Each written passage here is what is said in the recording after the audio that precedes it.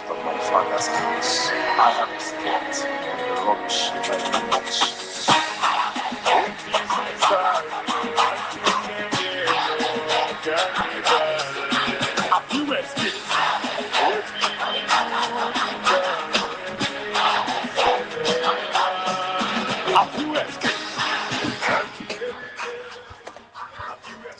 Shalom, shalom, shalom, bien-aimés. Soyez bénis, soyez fortifiés, soyez encouragés. Que la grâce de Dieu nous trouve en bonne santé ce matin, auquel nous procure la vigueur, la grâce que donne son esprit.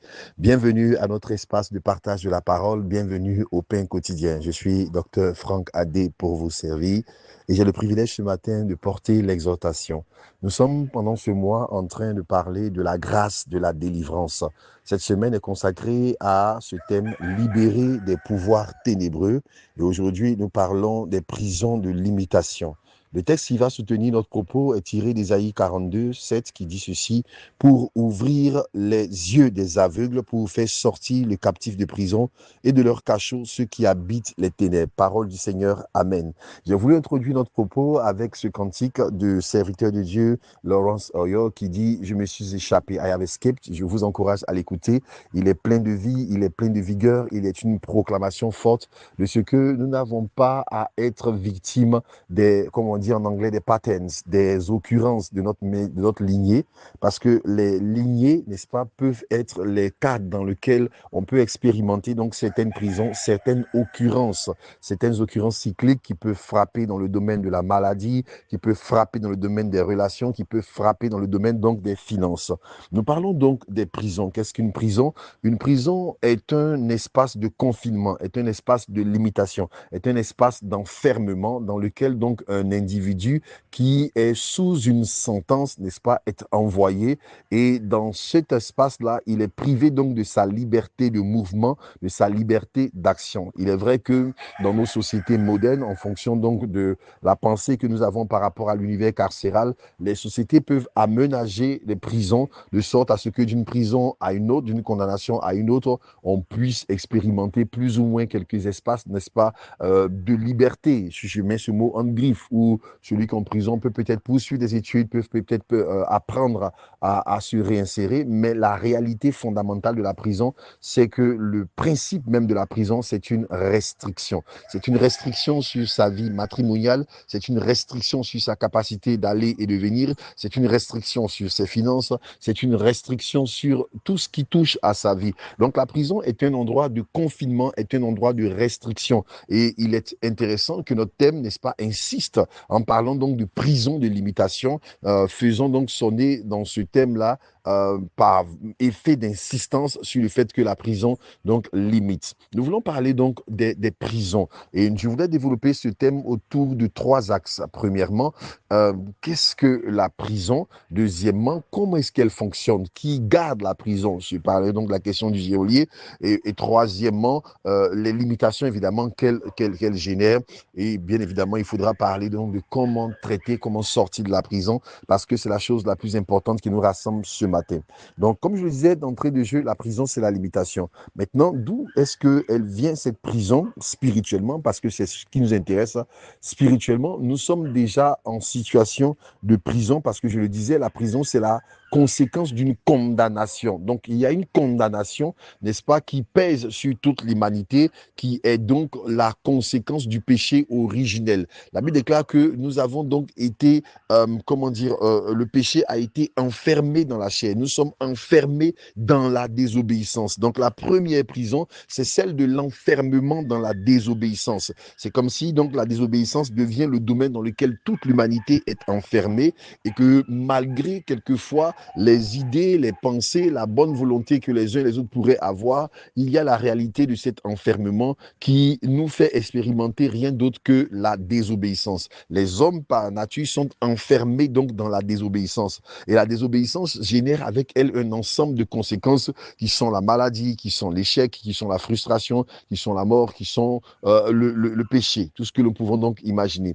Maintenant, à côté de cette condamnation générale à tous les hommes, il y a des condamnations particulières. Il y a des enfermements particuliers dans lesquels peut se trouver une famille, une lignée, qui est la conséquence d'un acte conscient par lequel un représentant de cette lignée a fait une transaction spirituelle dans le sens, n'est-ce pas, de bénéficier de quelque chose et il a enfermé sa lignée dans des limites. Les transactions spirituelles donc sont quelquefois les origines des prisons spécifiques que l'on peut observer dans certaines familles. Et cet enfermement peut s'observer du côté du mariage, du côté des finances, du côté des relations, du côté de la santé, situation dans laquelle l'individu à ce niveau particulier où se trouve la prison va connaître une limitation, va connaître un blocage, quels que soient ses efforts. Ça, c'est donc la prison dont nous voulons parler. Et toute prison, dans tout système, est tenue par un geôlier. Donc, il y a la condamnation. Ensuite, il y a le geôlier qui s'assure que la personne ne sorte pas de prison.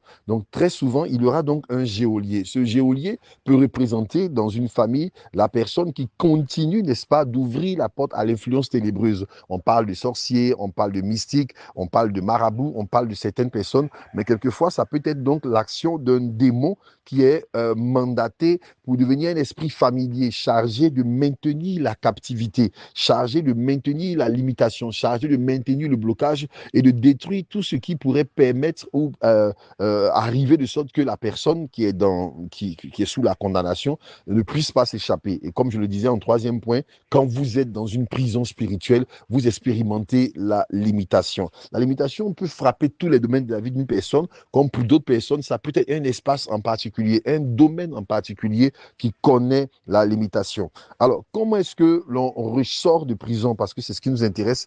Premièrement, on sort de prison par l'effet, n'est-ce pas, de l'annulation de la sentence. Soit vous êtes déclaré donc innocent et la sentence est annulée, soit quoique vous ne soyez pas déclaré innocent, n'est-ce pas, le prix est payé. Ça veut donc dire que vous avez donc servi votre, votre condamnation et donc vous êtes libéré. Ou troisièmement, bien que vous n'ayez pas servi votre condamnation, il y a une grâce par l'effet de la grâce présidentielle. Donc celui qui est en autorité a le pouvoir donc de gracier. Et c'est ce qui nous intéresse, nous, en tant que chrétiens, parce que la manière dont nous sortons de prison, c'est la combinaison des deux moyens dont j'ai parlé. C'est-à-dire, premièrement, nous sommes l'objet de la grâce nous a visités, quoique nous ne soyons pas innocents, mais ce n'est pas seulement l'effet d'une grâce gratuite, parce que le président de la République dans une nation, lorsqu'il signe une grâce, il ne touche pas au problème, il libère simplement la personne, mais en ce qui nous concerne, celui qui est l'auteur de notre grâce a déclaré la grâce parce qu'il a satisfait lui-même les exigences de la justice, donc en payant pour la sentence, en accomplissant donc la condamnation qui, n'est-ce pas, nous menaçait, nous limitait. Donc, que ce soit sous l'effet de la grâce ou comme l'effet de l'exécution de la sentence, nous sommes pleinement libérés. Voici la première chose que nous devons comprendre, c'est que la Bible déclare qu'il a effacé l'acte dont les ordonnances nous condamnaient. Ce qui veut dire que lorsque nous sommes en Christ, toute prison spirituelle qui persiste est fondamentalement illégal. C'est le premier plan, n'est-ce pas, de la délivrance, c'est de comprendre que c'est en Christ que toute prison spirituelle devient illégale parce qu'il a effacé l'acte dont les ordonnances nous condamnaient et il a payé par son propre sang. Donc, quelles que soient les alliances qui ont été faites, n'est-ce pas, qui ont généré la prison, il y a de la liberté dans le nom de Jésus. Le problème, c'est qu'il y a le geôlier qui est toujours là. Donc, l'acte de libération est proclamé et quelquefois, le prisonnier peut être dans l'ignorance de l'acte de libération et le geôlier profitant de l'ignorance ou profitant, n'est-ce pas, de la faiblesse ou profitant de la négligence parce que certaines prisons sont tellement mises en situation de confort que vous avez des individus qui finissent par définir leur vie par rapport à la prison et ne veulent pas sortir.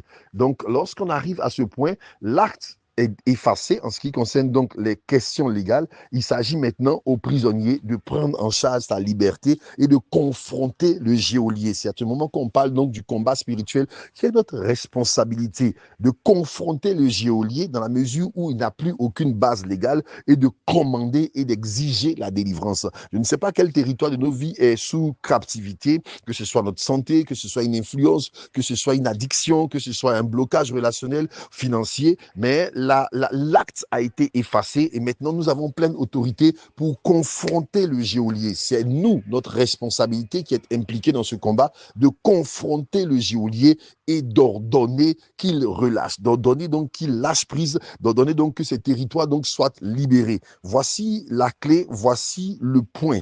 S'il y a une prison spirituelle quelconque qui te retient, je veux t'annoncer ce matin qu'elle est illégale, et que tu as le droit et que tu as l'autorité. Je finis par ce point. Dieu ne nous a pas simplement délivrés, mais il nous a transportés dans son royaume, il nous a donné son nom, il nous a investi de son autorité. Donc la prison, on ne sort pas de la prison avec négociation. La Bible déclare que Pharaon ne vous laissera pas aller simplement par la négociation. Il faut qu'une main forte le contraigne. Et c'est à ce niveau-là que je veux encourager quelqu'un. S'il y a une prison spirituelle, je t'annonce que les conditions légales ont été remplies et que maintenant c'est une question d'autorité, c'est une question de proclamation, de réclamation et de maintien d'une position de force, d'une position d'autorité. C'est avec force, c'est avec violence, c'est avec puissance que nous avons besoin de sortir des prisons et le Seigneur nous a donné l'autorité. Quelqu'un donc a le besoin ou le devoir de se tenir sur le domaine de sa vie qui manifeste encore des influences de prison et de proclamer sa liberté au niveau de sa santé, sa liberté dans ses relations, sa liberté financière, sa liberté au niveau de son corps, au niveau de sa vie. Ce matin, je voudrais t'encourager par ces paroles. Nous sommes libérés des prisons. C'est le mandat que le Seigneur a accompli pour nous et c'est l'autorité qu'il nous a donnée. Nous avons la puissance de nous échapper des prisons familiales et de libérer d'autres personnes, de libérer notre descendance, de libérer nos enfants, de libérer tous les territoires que le Seigneur nous a donnés. Que la bonne main du Seigneur soit sur nous et que sa grâce nous visite au nom puissant de Jésus-Christ de Nazareth. Alléluia, alléluia, alléluia, alléluia.